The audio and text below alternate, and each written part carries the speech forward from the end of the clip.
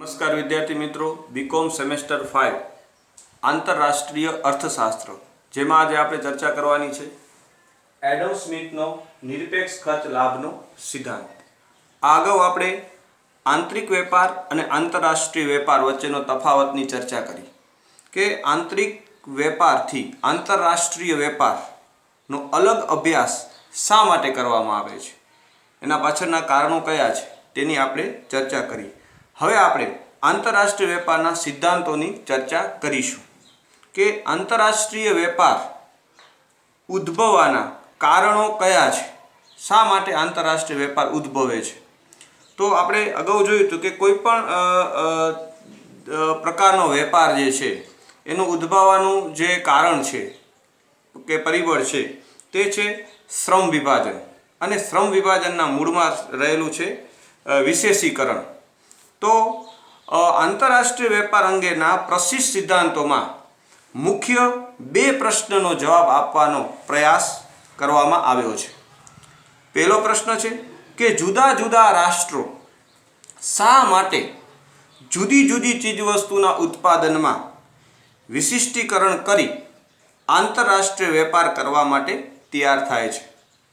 तो आ पहेलुं प्रश्न। त्यारबाद बीजो प्रश्न है आंतरराष्ट्रीय क्षेत्रे जुदा जुदा देशों वच्चे वेपारमांथी उद्भवता लाभोनी वहेंचणी केवी रीते थाय छे।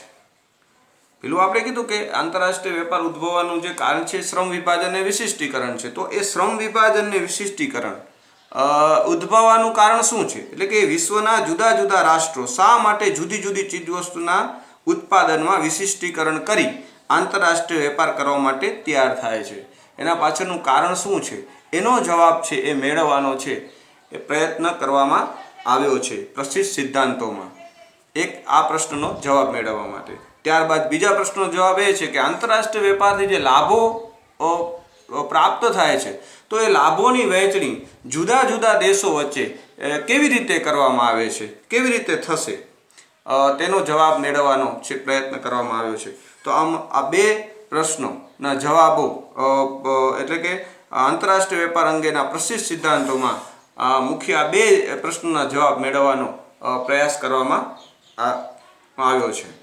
हवे एक देश बीजा देश साथे वेपार करवा माटे तैयार थाय छे त्यारे आंतरराष्ट्रीय वेपार આપણે એને કહીએ કે એક દેશ બીજા દેશ સાથે જ્યારે વેપાર કરવા તૈયાર થાય ત્યારે આંતરરાષ્ટ્રીય વેપારની શરૂઆત થાય એમ આપણે કહીએ। તો આ આંતરરાષ્ટ્રીય વેપારનો ઉદ્ભવ પાછળનું કારણ શું છે, એક દેશ બીજા દેશ સાથે વેપાર કરવા માટે શા માટે તૈયાર થાય છે, એના પાછળનું કારણ શું છે। તો આપણે જોયું કે શ્રમ વિભાજન અને વિશિષ્ટીકરણ છે। તો એ શ્રમ વિભાજન અને વિશિષ્ટીકરણ કરવા માટે એ શા માટે તૈયાર થાય છે। तो तेना जवाबमां आंतरराष्ट्रीय वेपारना विश्लेषण करता तमाम अर्थशास्त्रीओ छे तेओ स्वीकारे छे के चीजवस्तुना उत्पादन खर्चमां रहेला तफावतनो तेओ स्वीकार करता हता। एटले के आ जे जुदा जुदा देशों आंतरराष्ट्रीय वेपार एक देश बीजा देशथी वेपार करवा माटे तैयार थाय छे एटले के आंतरराष्ट्रीय वेपार उद्भववा पाछळनुं जे कारण छे तो शुं छे तो के चीजवस्तुना उत्पादनमा उत्पादन खर्चमां रहेलो तफावत जवाबदार छे। एना माटे कोई एक वस्तुनुं उत्पादन खर्च जुदा जुदा देशोमां जुदुं जुदुं होय छे। कोई एक देशमां एक वस्तुनुं उत्पादन खर्च वधु होय तो कोई बीजा देशमां एक वस्तुनुं उत्पादन खर्च छे ए ओछुं होय के वधु, एटले एक देशमां वधु होय तो एक देशमां ओछुं आपणे जोवा मळे छे। एटले के चीजवस्तुना उत्पादन खर्चमां रहेलो तफावत तो जे छे ते आंतरराष्ट्रीय वेपार उद्भववानुं कारण छे तेवुं मोटा भागना अर्थशास्त्रीओनुं मानवुं छे। एटले कोई चीजवस्तुना उत्पादनमां रहेलो खर्च तफावत जेम वधारे तेम लाभ वधारे, जेम आ खर्च तफावत वधु हशे तेम आंतरराष्ट्रीय वेपारमांथी उद्भवतो लाभ छे केवो हशे, वधु हशे। एटले चीजवस्तुओनुं जुदा जुदा देशोमां जुदी जुदी वस्तुना उत्पादन खर्चमां तफावत जोवा मळे छे। आ उत्पादन खर्चमां रहेलो तफावत आंतरराष्ट्रीय वेपार उद्भववानुं कारण छे। જુદા જુદા દેશો તો એટલે જે જુદા જુદા દેશો ને જુદા જુદી વસ્તુઓમાં ઉત્પાદન ખર્ચ જે છે એ જુદા જુદા દેશોમાં જુદી જુદી વસ્તુનું ઉત્પાદન ખર્ચ કેવું છે એ આપણને જુદું જુદું જોવા મળે છે. એટલે કે જે દેશને જે વસ્તુના ઉત્પાદન ખર્ચ ઓછું હોય તેમાં તે વિશિષ્ટીકરણ અપનાવી તેનું ઉત્પાદન વધારી તેનો વિનિમય કરશે. એટલે કે કોઈ એક દેશ છે તો એ એક કરતાં વધારે વસ્તુનું ઉત્પાદન કરે. માની લો કે એ દેશ છે એ એક વસ્તુનું ઉત્પાદન કરે છે, વાયનું કરે છે, બંને વસ્તુમાં, પણ દરેકમાં એની જે છે એ કાર્યક્ષમતા એક સરખી નહીં હોય. કોઈ માની લો કે X નું ઉત્પાદન ખર્ચ એનું ઓછું આવે છે જ્યારે વાયનું વધારે આવે છે. જ્યારે બી દેશ છે તો એ પણ X અને વાય કરે છે, વાયનું ઉત્પાદન કરે છે, તો આને X નું ઉત્પાદન ખર્ચ માની લઈએ કે આપણે કેવું આવે છે, વધુ આવે છે, અને વાયનું ઉત્પાદન ખર્ચ કેવું આવે છે, ઓછું આવે છે. જ્યારે આ દેશમાં વાયનું ઉત્પાદન ખર્ચ વધારે આવે છે અને X નું ઉત્પાદન ખર્ચ ઓછું આવે છે. એટલે જ જુદા જુદા દેશોમાં જુદી જુદી વસ્તુના ઉત્પાદન ખર્ચમાં તફાવત જોવા મળે છે. અને આ જે ખર્ચ તફાવત છે એ આંતરરાષ્ટ્રીય વેપાર ઉદ્ભવવાનું કારણ છે તેમ તમામ અર્થશાસ્ત્રીઓનું માનવું છે. એટલે શું થશે કે જે દેશને જે વસ્તુના ઉત્પાદન ખર્ચ ઓછું હોય તેમાં વિશિષ્ટીકરણ અપનાવી તેનું ઉત્પાદન વધારી અને પછી એ તેનો વિનિમય કરશે અને આ રીતે આંતરરાષ્ટ્રીય વેપારથી જોડાશે. આમ આંતરરાષ્ટ્રીય વેપારના અનેક સિદ્ધાંતોમાં આંતરરાષ્ટ્રીય વેપાર ઉદ્ભવમાં ખર્ચ તફાવત કે ખર્ચ લાભ તફાવતનો ખ્યાલ છે એ રહેલો છે, એ મહત્વનો છે. આંતરરાષ્ટ્રીય વેપારને સમજવા માટે જુદા જુદા સિદ્ધાંતો છે તેની આપણે થોડી વાત કરી. તો પ્રથમ છે એડમ સ્મિથનો નિરપેક્ષ ખર્ચ તફાવત કે ખર્ચ લાભનો સિદ્ધાંત. તો આમાં એડમ સ્મિથની આપણે ચર્ચા કરીશું. એડમ સ્મિથ એવું માને છે કે આંતરરાષ્ટ્રીય વેપાર ઉદ્ભવવાનું કારણ શું છે, તો કે નિરપેક્ષ ખર્ચ લાભ તફાવત છે. એની નિરપેક્ષ ખર્ચ લાભ તફાવત શું છે એની પછી આપણે ચર્ચા કરીશું. ત્યારબાદ રિકાર્ડોનો સિદ્ધાંત છે. તો રિકાર્ડો એવું માને છે કે આંતરરાષ્ટ્રીય વેપાર ઉદ્ભવવાનું કારણ છે તો કે તુલનાત્મક ખર્ચ તફાવત છે. એટલે કે રિકાર્ડોનો સિદ્ધાંતને આપણે તુલનાત્મક ખર્ચ તફાવત કે લાભનો સિદ્ધાંત તરીકે આપણે ઓળખીએ છીએ. ત્યારબાદ હેબલરનો વૈકલ્પિક ખર્ચનો સિદ્ધાંત છે. ત્યારબાદ હેક્સર ઓલિનનો સાધન સંપદાનો સિદ્ધાંત છે. હેક્સર ઓલિને એવું આપ્યું કે જેમ એડમ સ્મિથે કહ્યું કે નિરપેક્ષ ખર્ચ લાભ તફાવત છે આંતરરાષ્ટ્રીય વેપાર ઉદ્ભવવાનું કારણ. રિકાર્ડોએ કહ્યું કે આંતરરાષ્ટ્રીય વેપાર ઉદ્ભવવાનું કારણ છે તુલનાત્મક ખર્ચ. તો કે આ તુલનાત્મક ખર્ચ અને નિરપેક્ષ ખર્ચ ઉદ્ભવવાનું પાછું કારણ શું છે તેનો જવાબ કોને આપ્યો, તો કે હેક્સર અને ઓલિને આપ્યો. હેક્સર અને ઓલિને એવું કહ્યું કે આંતરિક એટલે કે નિરપેક્ષ ખર્ચ અને સાપેક્ષ ખર્ચ એટલે તુલનાત્મક ખર્ચ ઉદ્ભવવાનું કારણ શું છે કે જે તે દેશમાં રહેલી સાધનોનું પ્રમાણ જવાબદાર છે એવું એમને કહ્યું. એટલે આગળ આપણે પછી ચર્ચા કરીશું. તો હેક્સર ઓલિનનો સિદ્ધાંત. ત્યારબાદ છે મિલનો પારસ્પરિક માંગનો સિદ્ધાંત અને માર્શલ તથા ત્યારબાદ માર્શલની ઓફર રેખાઓનો સિદ્ધાંત.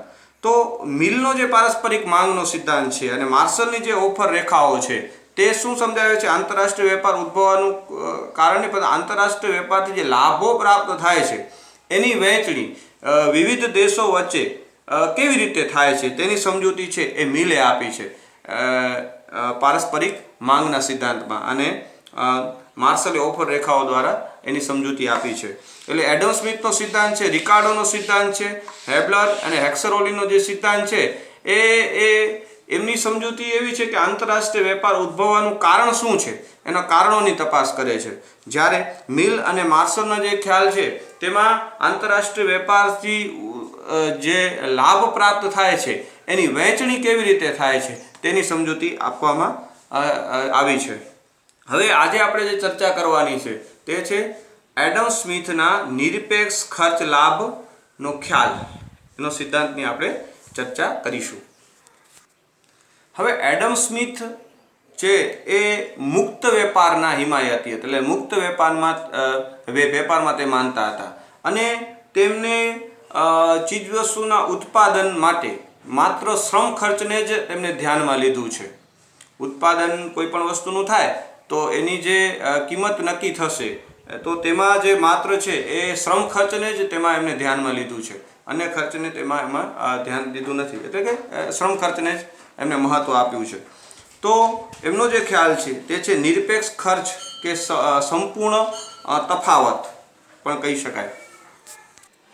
હવે નિરપેક્ષ ખર્ચ તફાવત કે સંપૂર્ણ ખર્ચ તફાવત એટલે શું?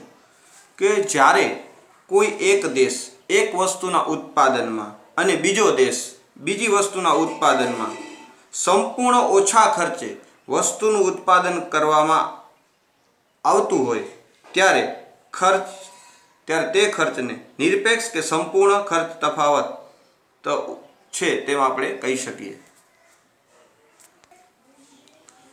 નિરપેક્ષ ખર્ચ તફાવતને આપણે જોઈએ.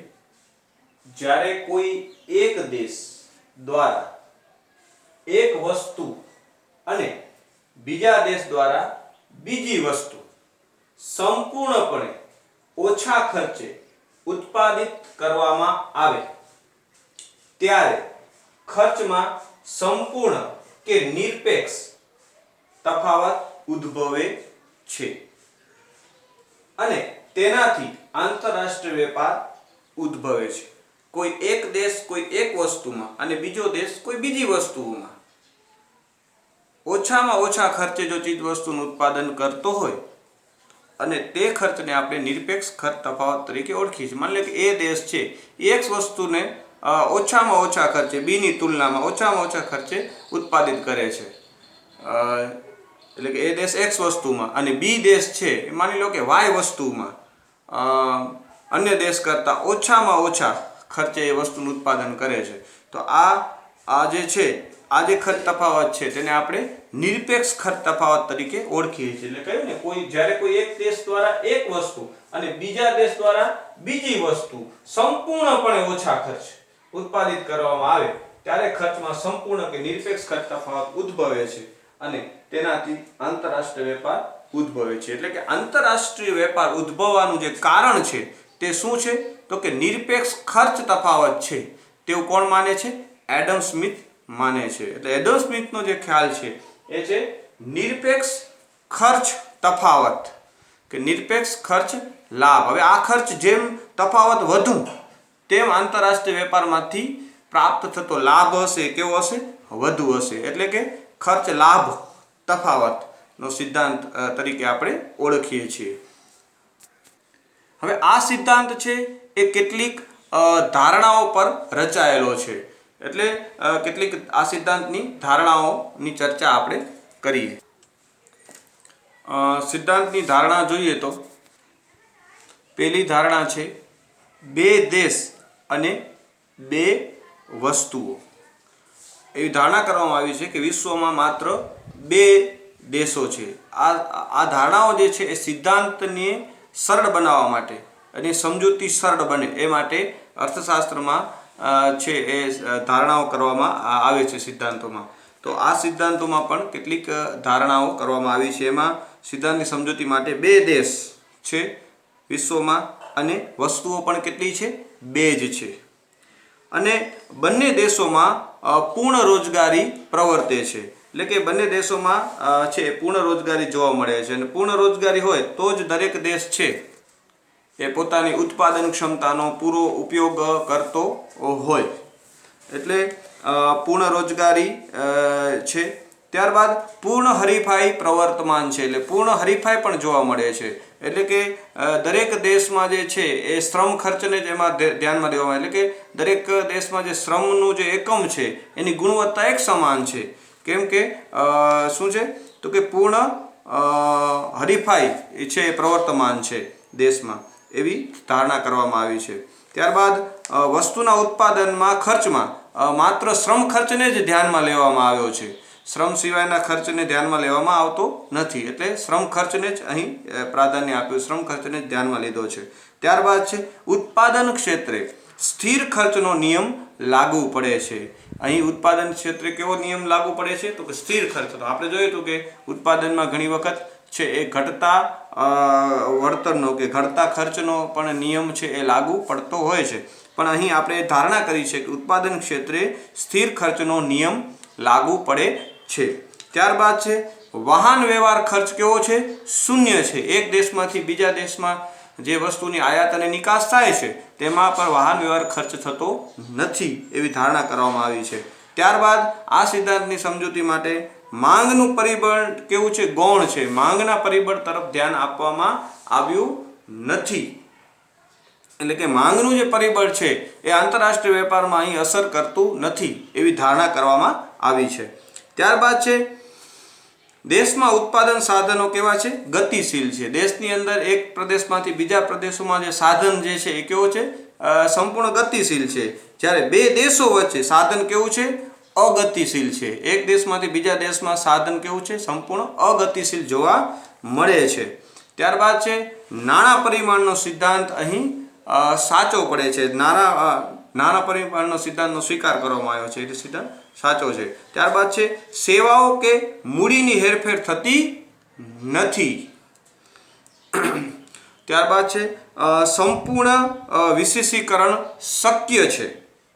ત્યારબાદ છે આંતરરાષ્ટ્રીય વેપાર મુક્ત છે, એટલે મુક્ત આંતરરાષ્ટ્રીય વેપારનો સ્વીકાર કરવામાં આવ્યો છે। આંતરરાષ્ટ્રીય વેપારમાં કોઈ પણ પ્રકારના અંકુશો જોવા મળતા નથી અને વેપાર ચક્રો પણ ઉદ્ભવતા નથી, એટલે વેપાર ચક્રોની ગેરહાજરી જોવા મળે છે અને રાજ્યનો કોઈ હસ્તક્ષેપ જોવા મળતો નથી, રાજ્યનું કોઈ નિયંત્રણ જોવા મળતું નથી, એટલે કે આંતરરાષ્ટ્રીય વેપાર કેવો થાય છે? મુક્ત રીતે થાય છે। આટલી ધારણાઓ પર આ સિદ્ધાંત રચાયેલો છે। હવે આપણે આ સિદ્ધાંતને ઉદાહરણની મદદથી સમજવાનો પ્રયત્ન કરીએ।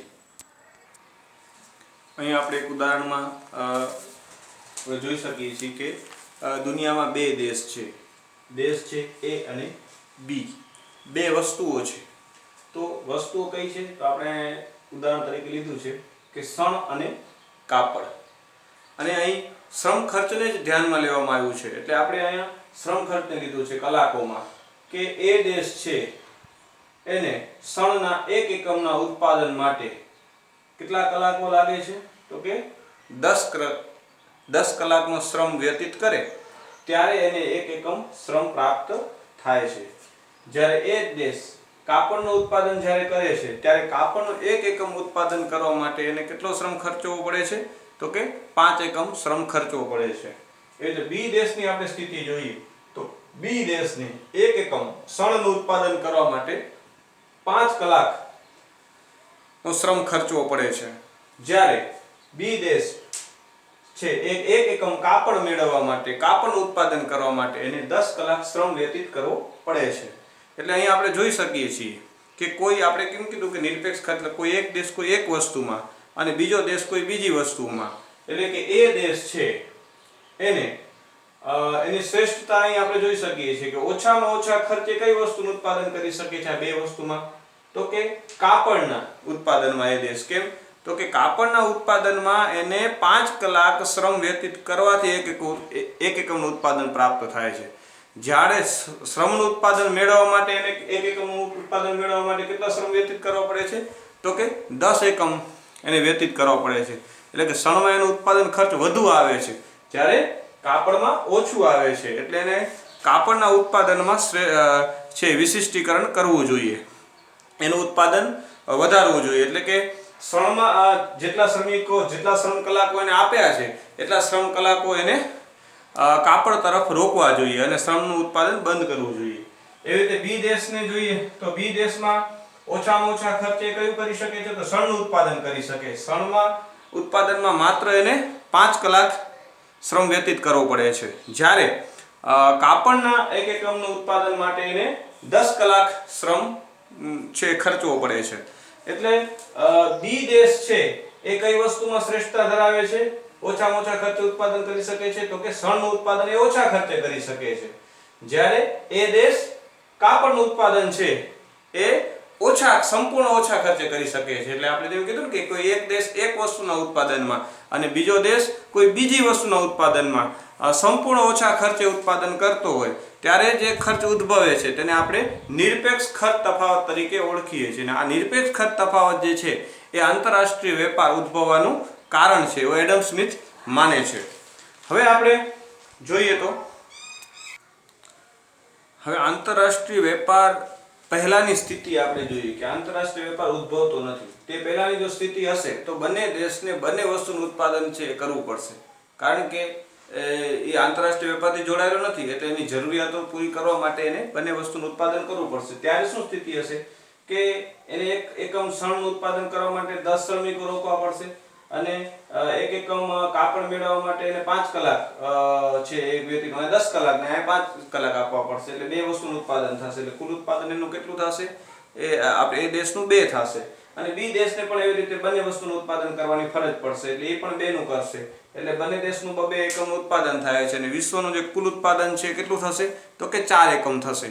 તો આ જે સ્થિતિ જે છે એ કેવી છે તો કે આંતરરાષ્ટ્રીય વેપાર ઉદ્ભવ્યા પહેલાની સ્થિતિ છે. હવે જો બંને દેશો જે છે એ શ્રમ વિભાજન અને વિશિષ્ટીકરણ જો અપનાવે તો છે એ બંને દેશોને છે આંતરરાષ્ટ્રીય વેપારથી ફાયદો થાય.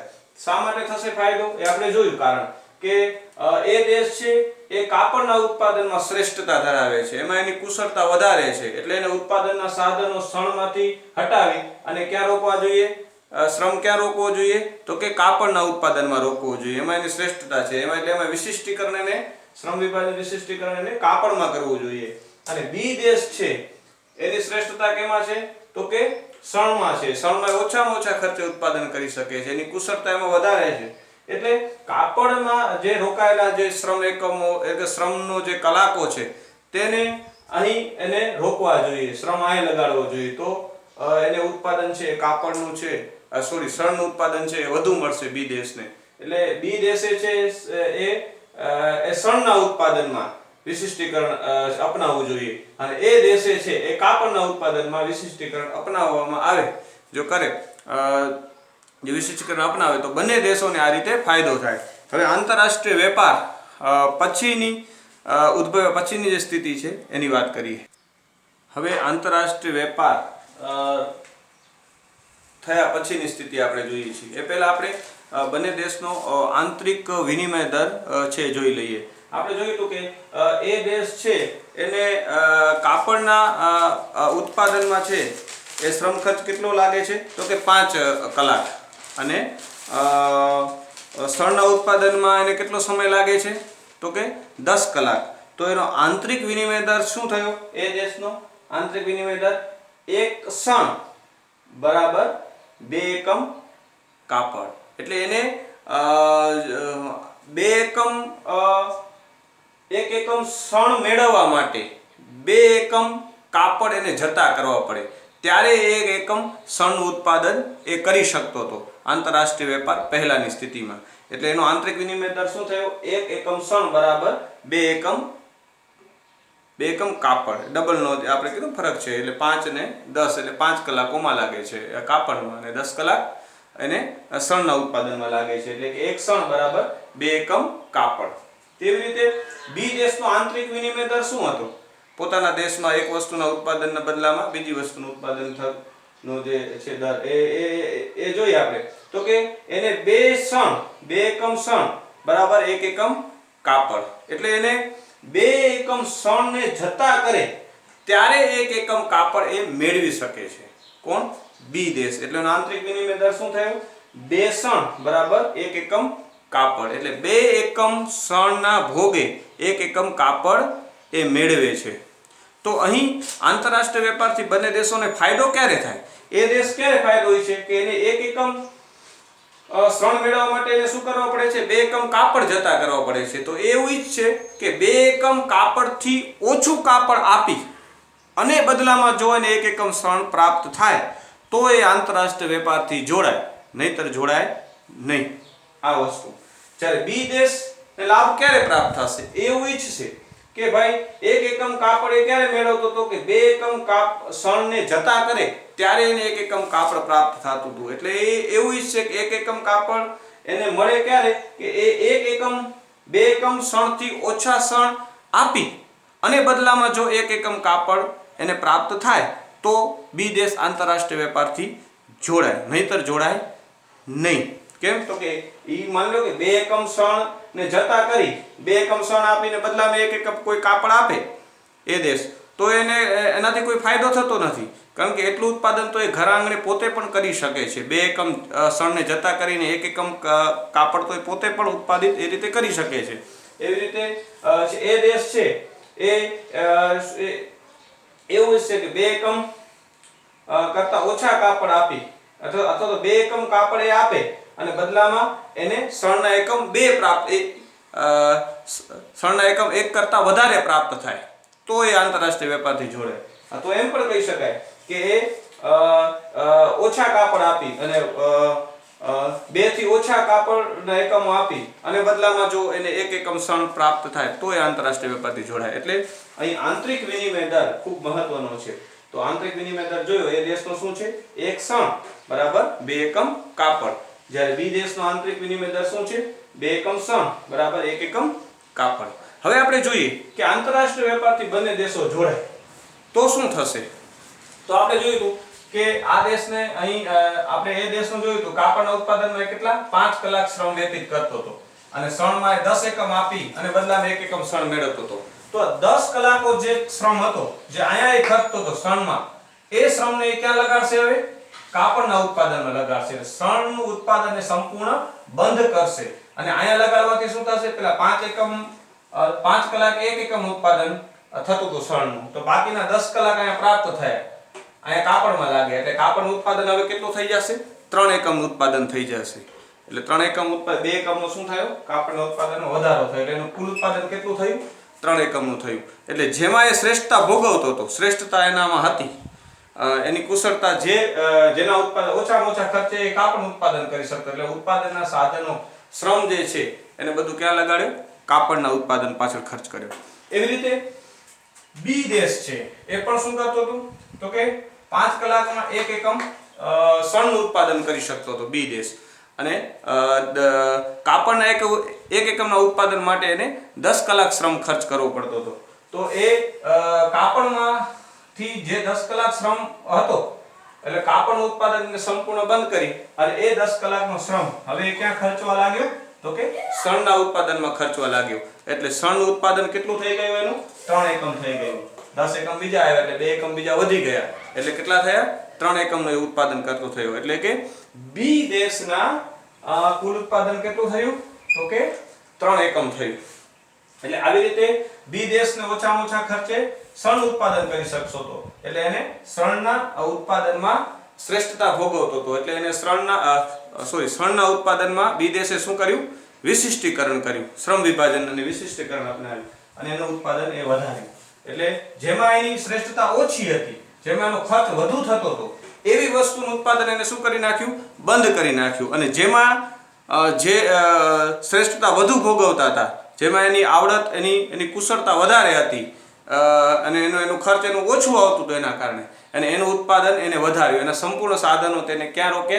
જેમાં જેની આવડત એની કાર્યક્ષમતા વધારે હતી એ વસ્તુના ઉત્પાદનમાં. એટલે એ વસ્તુનું ઉત્પાદન કેવું થઈ જશે? એનું વધી જશે. અને પછી શું કરશે? તો કે બદલામાં હવે એ દેશ છે એ શું કરશે? કાપડનું ઉત્પાદન વધુ કરી અને એ બી દેશને કાપડ આપશે અને બદલામાં છે શણ મેળવશે. એ રીતે બી દેશ પણ શું કરશે? શણ આપી અને બદલામાં એ દેશ પાસેથી કાપડ મેળવશે અને આ રીતે બંને દેશો આંતરરાષ્ટ્રીય વેપારથી જોડાશે. હવે આપણે જોઈએ કઈ રીતે ફાયદો થાય કે કુલ ઉત્પાદન જે પહેલા એનું કેટલું થતું હતું? 2 એકમ. એટલે આનું પણ કુલ ઉત્પાદન 1 એકમ એ દેશનું વધ્યું. બી દેશનું પણ 1 એકમ કુલ ઉત્પાદનમાં શું થયો? વધારો થયો. પહેલા વિશ્વનું કુલ ઉત્પાદન કેટલું થતું હતું? તો કે 4 એકમ થતું હતું. 2 એકમ એ ના 2 એકમ બી ના, એ રીતે 4 એકમ વિશ્વના કુલ ઉત્પાદન થતું હતું અને વિશ્વનું કુલ ઉત્પાદન હવે કેટલું થઈ ગયું? 2 એકમનો વધારો થયો અને કુલ ઉત્પાદન કેટલું થઈ ગયું? 6 એકમ થયું. એટલે વિશ્વના કુલ ઉત્પાદનમાં પણ શું થયો? વધારો થયો. એટલે આ આંતરરાષ્ટ્રીય વેપારનો લાભ થયો અહીંયા. એટલે હવે શું થશે? હવે આપણે એવું માની લઈએ કે આંતરરાષ્ટ્રીય વિનિમય દર કેવો આવ્યો? 1 શણ બરાબર 1 કાપડ. હવે આ આંતરરાષ્ટ્રીય આપણે માની લઈએ છીએ કે આવી રીતે આંતરરાષ્ટ્રીય વેપાર આવ્યો. હવે આ બેની વચ્ચે રહેશે કે એક શણ બરાબર 2 એકમ કાપડથી. હવે આપણે એવું માની લઈએ છીએ કે અહીં આંતરરાષ્ટ્રીય વેપાર જે છે એ 1 એકમ શણ અને 1 એકમ કાપડ જો આવે તો શું થાય? તો બંને દેશોને ફાયદો થશે. કેમ કે હવે એ દેશ છે એ શું કરશે? 1 એકમ કાપડ બી ને આપશે અને બદલામાં 1 એકમ શણ મેળવશે.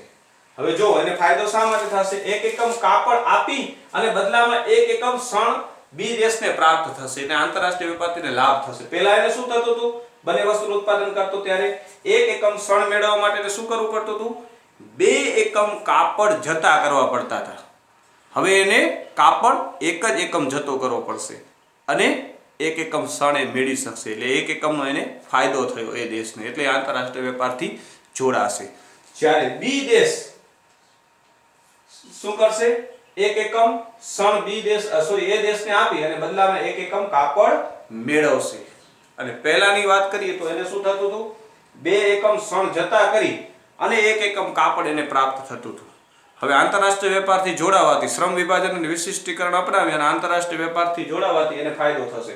હવે 1 એકમ શણ આપી અને એ દેશ પાસેથી 1 એકમ કાપડ એ પ્રાપ્ત કરે છે.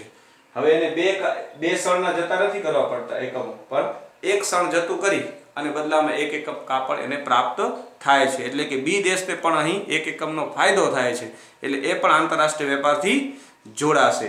અહીં બંને દેશોને આંતરરાષ્ટ્રીય વેપારથી છે એ ફાયદો થાય છે. આ છે નિરપેક્ષ ખર્ચ તફાવતનો ખર્ચ લાભનો સિદ્ધાંત.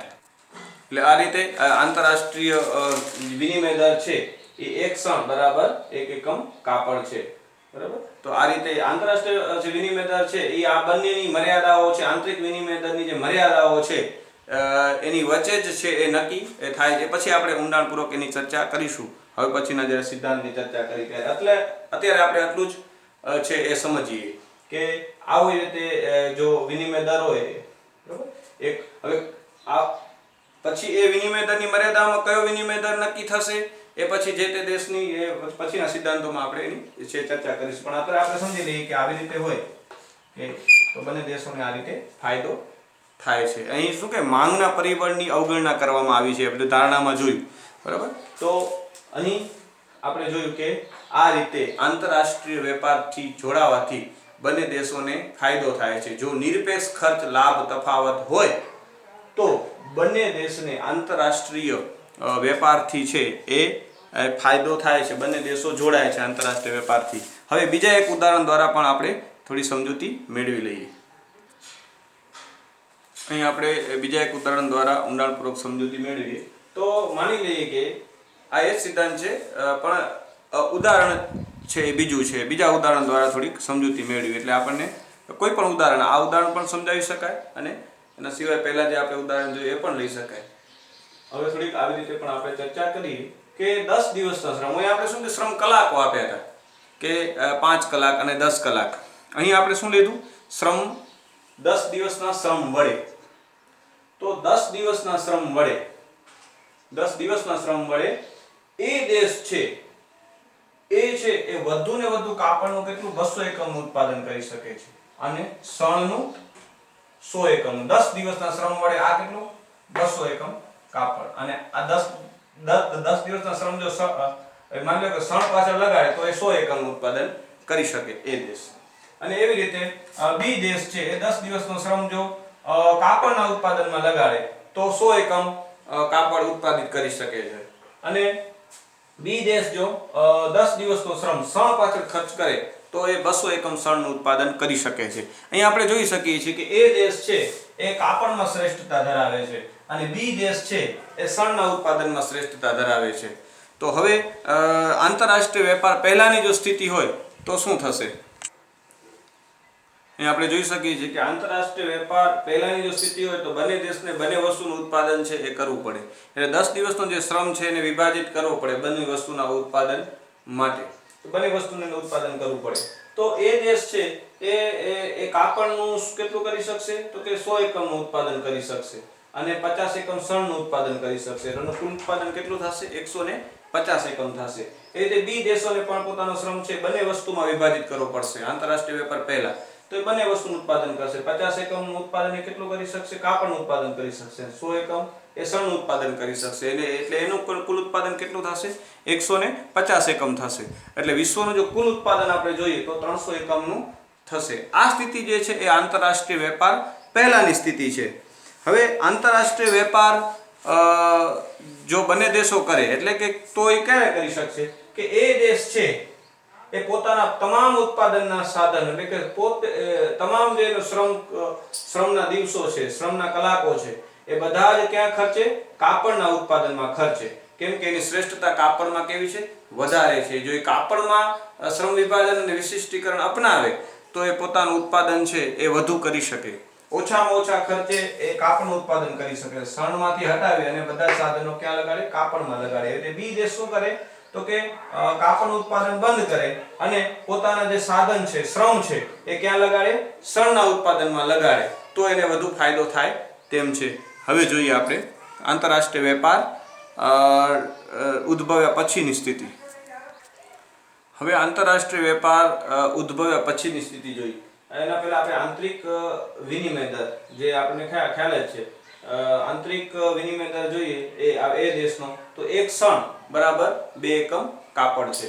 જ્યારે બી દેશનો આંતરિક વિનિમય દર 2 શણ બરાબર 1 એકમ કાપડ છે. આપણે જોયું કે બંને વચ્ચે જે તફાવત છે એ 10 દિવસનો શ્રમ વડે આ 100 એકમ ઉત્પાદન કરી શકે છે શણનું, અને કાપડનું 200 એકમ ઉત્પાદન કરી શકે છે. જ્યારે બી દેશ છે એ 10 દિવસના શ્રમ વડે શણનું 200 એકમ ઉત્પાદન કરી શકે છે, જ્યારે કાપડનું 100 એકમ ઉત્પાદન કરી શકે છે. એટલે બંને વચ્ચે જે તફાવત છે એટલે આપણે જોઈ શકીએ આંતરિક વિનિમય દર કેવો છે. આંતરિક વિનિમય દર એ દેશનો એક શણ બરાબર 2 એકમ કાપડ છે. એટલે જો બંને વસ્તુનું ઉત્પાદન કરે છે તો છે એક એકમ શણ મેળવવા માટે એને 2 એકમ કાપડ જતા કરે છે, ત્યારે 1 એકમ શણનું ઉત્પાદન એ કરી શકે છે. જ્યારે બી દેશ છે એ 1 એકમ કાપડ મેળવવા માટે 2 એકમ શણનું ઉત્પાદન બંધ કરે ત્યારે એ માત્ર 1 એકમ કાપડનું ઉત્પાદન છે એ મેળવી શકે છે. આ આંતરિક વેપારની એની સ્થિતિ છે આંતરરાષ્ટ્રીય વેપાર પહેલાની. હવે આંતરરાષ્ટ્રીય વેપાર ઉદ્ભવે ત્યારે શું થશે કે એ દેશ છે એ શણમાં જેટલા શ્રમિકો એને રોક્યા હતા, શ્રમના કલાકો વ્યતીત કર્યા હતા, બધા જ ક્યાં લગાડશે? કાપડમાં લગાડશે. એટલે કાપડનું મેક્સિમમ ઉત્પાદન કેટલું મેળવી શકશે? 200 એકમ મેળવી શકશે. બરાબર. એવી રીતે બી દેશ છે એ પોતાના કાપડમાં જે લગાવેલા શ્રમિકો હતા, શ્રમના કલાકો હતા, શ્રમના દિવસો હતા, એ બધા દિવસો ક્યાં લગાડશે? હવે શણના ઉત્પાદનમાં લગાડશે. એટલે શણના ઉત્પાદન કેટલું કરી શકશે? 200 એકમનું કરી શકશે. 100 થી એટલે 200 નું એકમ ઉત્પાદન કરી શકશે. એટલે હવે જોઈ શકીએ છીએ કે એ દેશનું કુલ ઉત્પાદન કેટલું થયું તો કે 200 એકમ થયું. બી દેશનું કુલ ઉત્પાદન કેટલું થયું? 200 એકમ થયું. અને વિશ્વનું કુલ ઉત્પાદન કેટલું થયું? 400 એકમ થયું. આંતરરાષ્ટ્રીય વેપાર પહેલાની સ્થિતિમાં આપણે જોયું હતું એ દેશનું કુલ ઉત્પાદન 150 હતું, બી દેશનું કુલ ઉત્પાદન 150 હતું, અને એવી રીતે વિશ્વનું કુલ ઉત્પાદન કેટલું હતું? 300 એકમ હતું, જે વધીને કેટલું થઈ ગયું? 400 એકમ. એટલે વિશ્વના કુલ ઉત્પાદનમાં 100 એકમનો વધારો જોવા મળે છે. એટલે આપણે કહી શકીએ કે આંતરરાષ્ટ્રીય વેપારથી બંને દેશો જોડાય છે, વિશ્વના દેશો જોડાય ત્યારે વિશ્વના કુલ ઉત્પાદનમાં વધારો થાય છે. એ આંતરરાષ્ટ્રીય વેપારનો એક લાભ છે. એ લાભ આવી રીતે આપણને પ્રાપ્ત થાય છે. હવે શું થશે તો કે માની લો કે આંતરરાષ્ટ્રીય વિનિમય દર કેવો છે? 1 એકમ શણ બરાબર 1 એકમ કાપડ. તો અહીં એવું થશે કે બંને દેશ, એ દેશ છે એ બી દેશને 1 એકમ કાપડ આપશે અને બદલામાં 1 એકમ શણ મેળવશે. એટલે બી દેશ 1 એકમ શણ આપીને બદલામાં 1 એકમ કાપડ મેળવશે. તો બંને દેશોને અહીં ફાયદો થશે. અગાઉ આપણે જેમ જોયું તો એવી રીતે કે એ દેશ છે એ 1 એકમ કાપડ આપી અને બદલામાં 1 એકમ શણ મેળવે છે, 1 એકમનો ફાયદો થશે. અગાઉ એને શું થતું? તો આંતરરાષ્ટ્રીય વેપાર પહેલા 2 એકમ કાપડ જતા કરવા પડતા હતા, ત્યારે 1 એકમ શણ પ્રાપ્ત કરી શકતો હતો. હવે 1 એકમ કાપડ જતું કરી અને 1 એકમ શણ એને પ્રાપ્ત થશે. એટલે 1 એકમનો એને એ રીતે એ દેશને ફાયદો થયો. એટલે બી દેશનો આંતરિક વિનિમય દર શું હતો? તો 1 એકમ કાપડ મેળવવા માટે એને 2 એકમ શણ છે એ જતા કરવા પડતા હતા. હવે 1 એકમ શણ એ દેશને આપી અને બદલામાં 1 એકમ કાપડ એ મેળવી શકે છે. એટલે અહીં એની 1 એકમ શણની શું થાય છે? બચત થાય છે. એટલે 1 એકમ શણ ઓછો વપરાય છે, એટલે એને 1 એકમ શણનો શું થયો? અહીં ફાયદો થાય છે. અગાઉ એને 2 એકમ શણ જતા કરવા પડતા હતા 1 એકમ કાપડ મેળવવા માટે. હવે એને 1 એકમ શણ જતો કરી અને બદલામાં 1 એકમ કાપડ એને પ્રાપ્ત થશે. એટલે 1 એકમનો ફાયદો છે એ બી દેશને પણ થાય છે. એટલે આ રીતે આંતરરાષ્ટ્રીય વેપારથી બંને દેશોને આ રીતે ફાયદો થાય છે. એટલે એડમ સ્મિથે કહ્યું કે નિરપેક્ષ ખર્ચ તફાવત, નિરપેક્ષ ખર્ચ જ્યારે ઉદ્ભવે છે હોય છે ત્યારે આંતરરાષ્ટ્રીય વેપાર છે એ શક્ય બને છે. આંતરરાષ્ટ્રીય વેપાર ઉદ્ભવવાનું કારણ શું છે?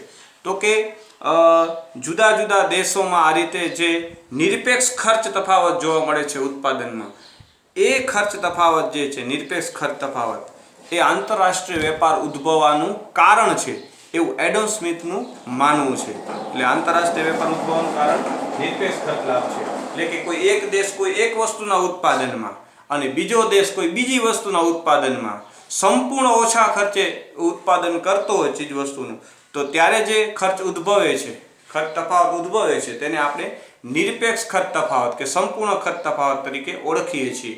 અને એ ખર્ચ તફાવત જે છે એ આંતરરાષ્ટ્રીય વેપાર ઉદ્ભવવાનું કારણ છે એવું એડમ સ્મિથનું માનવું છે. આ રીતે એડમ સ્મિથે એમની સિદ્ધાંતની સમજૂતી આપી છે. હવે એડમ સ્મિથના સિદ્ધાંતની પણ છે એ કેટલીક મર્યાદાઓ છે, તેની ચર્ચા હવે પછીના લેક્ચરમાં આપણે કરીશું. આ લેક્ચરમાં આપણે આટલું રાખીએ મિત્રો.